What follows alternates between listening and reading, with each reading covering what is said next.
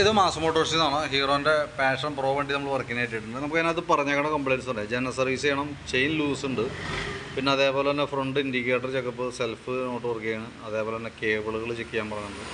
Engine oil checkup മാത്രം ചെയ്താൽ മതി എന്ന് പറഞ്ഞാൽ, പിന്നെ jerking, front flap setting, horn checkup ഇതൊക്കെയാണ് പറഞ്ഞാൽ അവർക്ക് കേട്ടോ. അപ്പോൾ നമ്മൾ വണ്ടി ഓടിച്ചു നോക്കി വർക്കിന് കയറ്റിയിട്ടുണ്ട്. ചെയിൻ നല്ല രീതിയിൽ സൗണ്ട് വ്യത്യാസമുണ്ട്.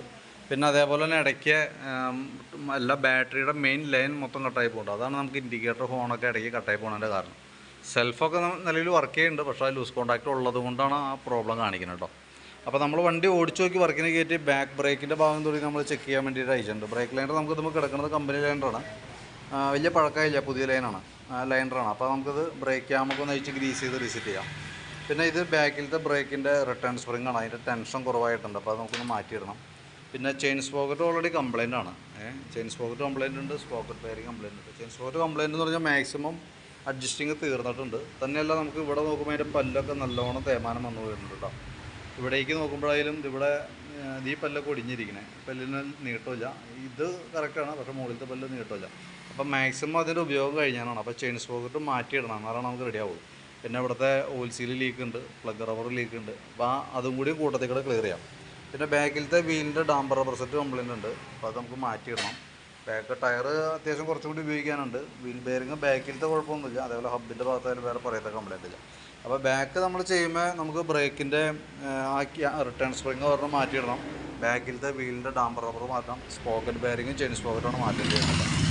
പിന്നെ നമ്മളതിൻ്റെ എയർ ഫിൽറ്ററൊക്കെ ചെക്ക് ചെയ്ത്, എയർ ഫിൽറ്ററൊക്കെ അത്യാവശ്യം പൊടി കയറി ഫുള്ള് ബ്ലോക്കാണ് കേട്ടോ. അപ്പോൾ എയർ ഫിൽറ്റർ ചേഞ്ച് ചെയ്ത് തരണം. അത് കിടക്കുന്നത് കമ്പനി ഫിൽറ്ററൊന്നുമല്ല, ഡ്യൂപ്ലിക്കേറ്റാണ്. പക്ഷേ എന്നാൽ പോലും മാക്സിമം അതിൻ്റെ ഉപയോഗം കഴിഞ്ഞുണ്ട്, അതായത് പൊടി കയറി ഫുള്ള് ബ്ലോക്കാണ്.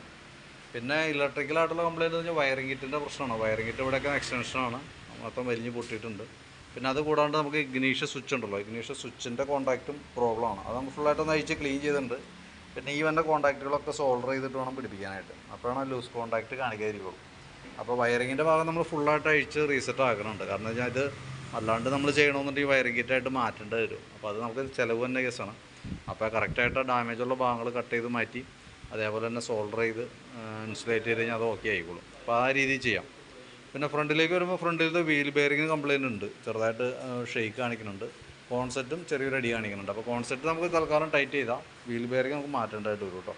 ഫ്രണ്ടിലത്തെ ബ്രേക്ക് ലൈനർ പുതിയ ലൈനറാണ്, കമ്പനി ലൈനർ അടക്കണം, വലിയ പഴക്കമായിട്ടില്ല. അപ്പോൾ ബ്രേക്ക് ക്യാമൊക്കെ നയിച്ച് ഗ്രീസ് ചെയ്താൽ മതി. സ്പീഡോമീറ്റർ ഓൾറെഡി വർക്കിംഗ് അല്ല, അപ്പോൾ നമ്മൾ കേബിളൊക്കെ ഓൾറെഡി കംപ്ലൈൻ്റ് ആണ്, പക്ഷേ വർക്കിംഗ് അല്ലാത്തതുകൊണ്ട് പിന്നെ നമുക്ക് റെഡിയാക്കാം. ഡിസ്പ്ലേ ശരിയല്ല, അപ്പോൾ അതുകൊണ്ട് നമ്മൾ വേറെ കേബിൾ മാറ്റിയിട്ടൊന്നും പ്രത്യേകിച്ച് കാര്യമില്ല കേട്ടോ. പിന്നെ നമുക്ക് ഈ സൈഡിലേക്ക് വരുമ്പോഴത്തേക്കും സ്പാർക്ക് പ്ലഗ് ഒക്കെ നമ്മൾ ചെക്ക് ചെയ്തു. പ്ലഗ് പുതിയ പ്ലഗ്ഗാണ്, വലിയ പഴക്കമായിട്ടില്ല. അപ്പോൾ ജസ്റ്റ് ഒന്ന് ക്ലീൻ ചെയ്ത് റിസെറ്റ് ചെയ്യാം. എൻജിൻ ഓയിൽ ചെക്കപ്പാണ് പറഞ്ഞേണേ, ചെക്കപ്പ് മാത്രം മതി എന്ന് പറഞ്ഞത്. അപ്പോൾ അതിനകത്ത് നമ്മൾ നോക്കുമ്പോൾ അതിനകത്ത് ലെവൽ കുറവുണ്ട്. ഏകദേശം നമുക്കൊരു 200-300 മില്ലി ഓയിലോളം നമുക്ക് ഒഴിക്കേണ്ട, 200 മില്ലി ഓയിൽ എന്തെങ്കിലും ഒഴിക്കേണ്ടി വരും കേട്ടോ. അപ്പോൾ ലെവൽ ഒരു അല്പം കുറവായിട്ടാണ് കാണുന്നത്. പിന്നെ ബാറ്ററി ചെക്ക് ചെയ്യേണ്ടത്, ബാറ്ററി 2023 ബാറ്ററിയാണ്. അപ്പോൾ ഞാൻ അതിൻ്റെ വോൾട്ട് കാര്യങ്ങളൊക്കെ നോക്കി, 12.95 വരെ വോൾട്ട് കാണിക്കുന്നുണ്ട്. ലോഡ് ടെസ്റ്റിലേക്ക് വിടുന്ന സമയത്ത് 9.25 വരെ വന്നുണ്ട്. അപ്പോൾ വോൾട്ട് തീരെ കുറവെന്ന് പറയാൻ പറ്റില്ല, വോൾട്ട് ഉണ്ട്. ആംബിയർ ഇപ്പോൾ നമ്മളിപ്പോൾ ലോഡ് കൊടുക്കുന്ന സമയത്ത് വോൾട്ട് താഴേക്ക് വരുന്നുണ്ട്. അതിപ്പോൾ നിലവിൽ കംപ്ലീറ്റ് ആയിട്ടുള്ള സ്റ്റേജ് ഒന്നും ആയിട്ടില്ല കേട്ടോ, വോൾട്ട് കുറയുന്നുണ്ട് എന്ന് മാത്രം. അപ്പോൾ ഞാൻ അതിൻ്റെ ഒരു ഏകദേശം ഒരു എസ്റ്റിമേറ്റ് ആക്കിയിട്ട് അതിൻ്റെ ഡീറ്റെയിൽസ് ഒന്ന് വാട്സപ്പിലേക്ക് സെൻഡ് ചെയ്ത് തരാം. ആ വീഡിയോ കണ്ടു കഴിയുമ്പോൾ നോക്കിയിട്ടൊന്ന് റിപ്ലൈ ഇടണം കേട്ടോ, അതനുസരിച്ച് നമുക്ക് വർക്ക് കംപ്ലീറ്റ് ചെയ്യാം. ഓക്കെ.